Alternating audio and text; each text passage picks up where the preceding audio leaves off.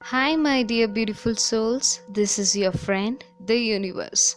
Nowadays, many people have lost their footing.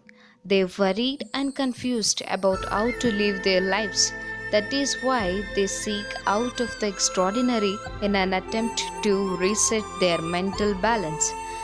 But still, even once you have pushed the reset, the extraordinary remains outside of the everyday. When you return to the regular lifestyle, stress accumulates and the mind frays. Feeling burdened, again you seek out of the extraordinary. Does this never ending cycle sound so familiar? No matter how much you lament the complexities of life, changing the world is not a simple task. If the world is not going the way you want it to, perhaps it is better to change yourself. Then, whatever world you encounter, you can move through it comfortably with an ease. Instead of going out of your way to seek the extraordinary, what if you could live in a more carefree way just by subtly changing your regular everyday life? Let me tell you, for example, the vibration that you feel when you visit a temple or shrine in an ancient city and look out at the tranquil gardens. You break into a sweat climbing a mountain and enjoy the sweeping vista from the summit. You stand before a crystal blue sea and just stare out of the horizon. Have you ever experienced this sense of being refreshed in such extraordinary moments when you are removed from the hustle and bustle of everyday life? Your heart feels lighter and a warm energy surges through your body. The worries and stresses of daily life vanish for an instant, and you can just feel yourself alive in this moment. Changing your lifestyle doesn't need to be difficult. Slight changes in your habits, a subtle shift in your perspective. In this video, we are going to see 10 simple ways to change your habits to the way of simple living by the book called Zen, The Heart of Simple Living by Shunmyo Mansuno. These are the most simple technique that is taught in the Zen Buddhism. The first point, organize your desk. Take a look at the desk around the office. The people who are always have tidy desks are most likely good at their jobs. In contrast, those desks are always clustered, maybe unsettled, and have trouble focusing on their work. When things get out of order, straighten them out. When things get messy, clean them up. Before you finish your work for the day, tidy up and straighten out your desk. People who are in the habit of doing so feel more clear headed. They are able to focus on 100% without distraction on their work. Do not neglect your meals. This is our second point. When you eat, are you focused on the act of eating? Breakfast is something you race through as you head out of the door. Lunch is taken with the office mate as you talk about the work, and the dinner is eaten while you're watching television. The act of eating is all too often neglected, is it? In Zen Buddhism, they say eat and drink with the whole heart. It means that when you drink a cup of tea, focus on drinking tea. When you drink a milk, focus on drinking a milk. When you eat a meal, focus only on eating that meal. As you enjoy a dish, think about the people who cooked it. Visualize the field where the vegetables are grown. Feel a sense of gratitude for the bounty of nature. Next, coming to the third point, sit zazen. The word Zen derived from the Sanskrit word dhyana, which means quiet contemplation. First, assume the correct posture. Next, focus on our breathing. And finally, steady your mind. Once we arrange all these three things, then begin to practice zazen. Try sitting zazen, empty your mind and allow your thoughts to float up and then drift it away. Here comes the fourth point, that is, breathe slowly. During the stressful condition at the work, you might take 7 or 8 breaths per minute. By focusing on your breathing, you can naturally decrease this to 3 or 4 breaths per minute. This practice can make both your head and heart feel quite refreshed. All it takes is just 5 minutes. Sit on the chair and have a chair zazen. Well, here comes the fifth point. Get in touch with nature. Find the happiness that is right at hand. Try getting in touch with nature yourself.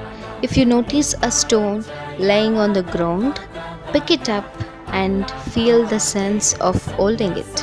When you see the flowers blooming at the side of the road, stop there and just try to smell it and feel the fragrance of the flower, which is uncomparable with any other things that is existing in this beautiful world.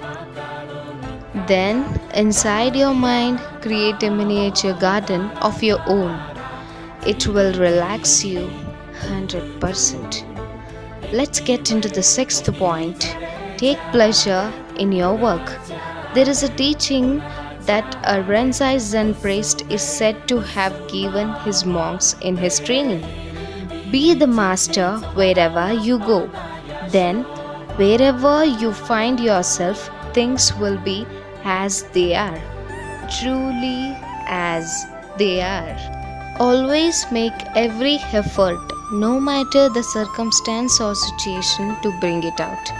Your true self, your inner protagonist, to deal with whatever you face. If we face everything in this manner, all of us will be capable of encountering the truth, and therein we will be discovering the bliss. This is the meaning of every teaching. Here comes the seventh point. Don't compare yourself to others. You can start something as long as you have the energy, and even you can finish it too in a easy way as long as you have a spirit. The hard part is just to keep going. If you tell yourself day in and day out that is something wrong for you, then how will you ever be right for you? We have a tendency to compare ourselves to others. We envy the light workload of our neighbor. We see someone who is talented and get depressed.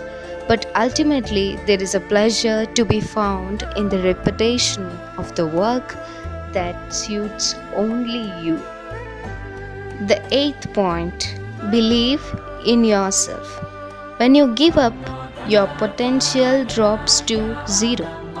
Possibility springs from confidence. In Zen, they say all things come from nothingness. These words apply specially to human nature. Absolutely nothing. Looking at it another way, you could also say that it is precisely when we have nothing, our potential is unlimited, and it's within this nothingness that we can find infinite possibilities. Then, if you think you are zero, then that means that I think you got the answer. Ninth point. Cast away the 3 poisons.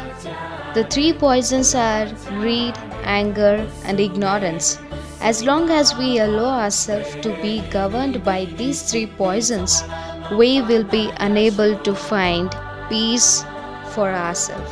In contrast, the teachings say if we can cast away these 3 poisons or worldly afflictions, we can live happily and freely. Here comes the 10th point, the most important point of the life. Make most of the life. Some among us will be graced with a long life, and others may have only a brief lifetime. There is nothing fair about this, right? But Buddhism teaches that a life worth is not measured by its duration. What is important is how we use the life we are given. How will you use your life today? So, my dear friends, we have seen for so long that how to make atomic changes in our lifestyle so that we can make a huge impact. So, we are going to live the simple and the peaceful life. We actually try to search the happiness in money, friends, work, promotions, exploring new things, going outside, having a rest, taking a break, so many things. But actually, do you know, friends? Happiness exists within you, within ourselves. The basic nature of human being is being happy. You are not here to suffer for a long day, having a suffering and painful life throughout your life. We are here to stay happy. We are just missing it out. So let's think globally and act locally. Let's bring the happiness to our life. If you like this video, hit the like button, subscribe to the channel, press the bell icon so that you get the notification, share to your friends and family so that they have the idea of being happy and try to change their lifestyle to simple and peaceful. Thank you, my dear friends. This is Shweta signing off.